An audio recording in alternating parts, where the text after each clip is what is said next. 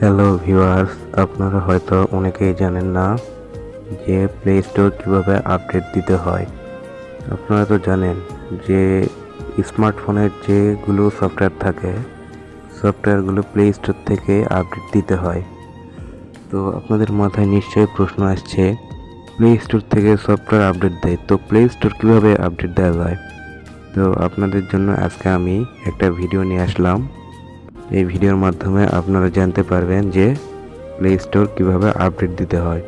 তো বেশি কথা না বলে চলুন শুরু করা যাক আজকের ভিডিও। Let's start. তো আমরা প্রথমে প্লে স্টোরে যাব। প্লে স্টোরে গিয়ে এই কর্নারে একটা ট্যাব দিব। কর্নারে ট্যাব দেওয়ার পর আমরা সেটিংয়ে ট্যাব দিব।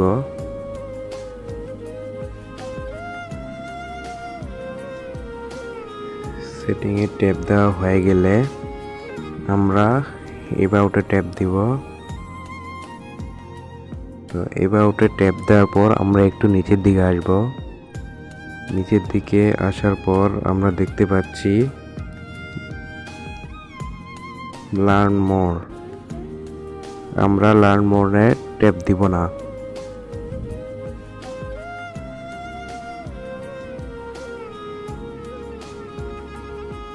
এখানে দেওয়া আছে প্লে স্টোর ভার্সন এবং এখানে দেখা যাচ্ছে আপডেট প্লে স্টোর।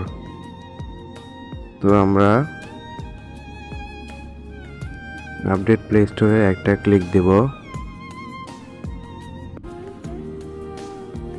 তারপর আমাদের কাছে এরকম একটা ইন্টারফেস শো করবে।